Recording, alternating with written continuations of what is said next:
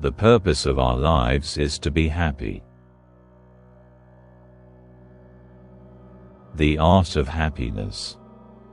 In the snow-capped mountains of Tibet, a young monk named Tenzin sat in quiet meditation. The monastery where he lived had been his home since childhood, a place of discipline, learning, and spiritual growth. Yet, despite the serenity surrounding him, Tenzin often felt a lingering question. What is the true purpose of life?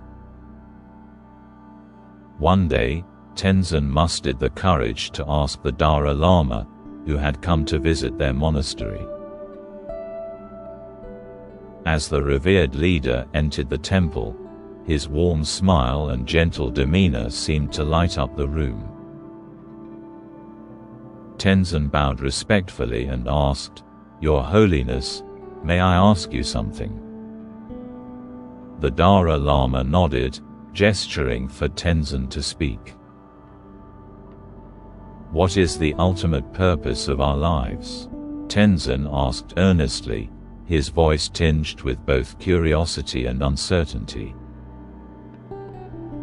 The Dalai Lama's expression softened as he replied, "Ah, young one, this is a question many seek to answer.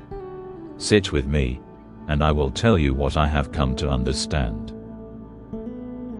They settled on the temple steps, overlooking the valley below. The Dalai Lama began. We often complicate our lives with desires, achievements, and comparisons. Yet, at the core of it all, the purpose of our lives is simple. It is to be happy.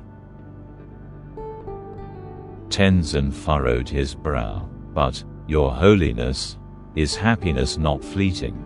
How can one pursue it without becoming selfish or lost in worldly desires?" The Dalai Lama chuckled softly. Happiness does not mean indulgence or temporary pleasure.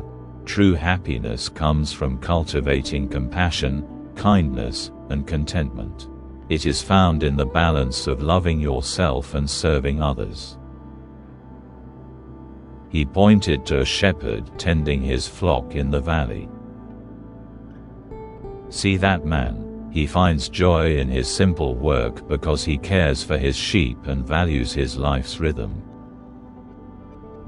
His happiness is not tied to wealth or status. It is born from his gratitude and purpose." The Dalai Lama turned to Tenzin, his gaze steady. "Happiness, my young friend, is not something you chase. It is something you create by living mindfully, embracing the present moment, and spreading love to those around you." Tenzin reflected on these words long after their conversation ended. Over time, he began to shift his perspective. He found joy in his daily prayers, in helping his fellow monks, and even in the quiet solitude of his meditation. Gradually, he understood that happiness was not a destination but a way of being. Years later, Tenzin would teach his own students the same wisdom. When asked about life's purpose, he would smile and say, "The purpose of our lives is to be happy. But remember, happiness is not found outside. It is cultivated within."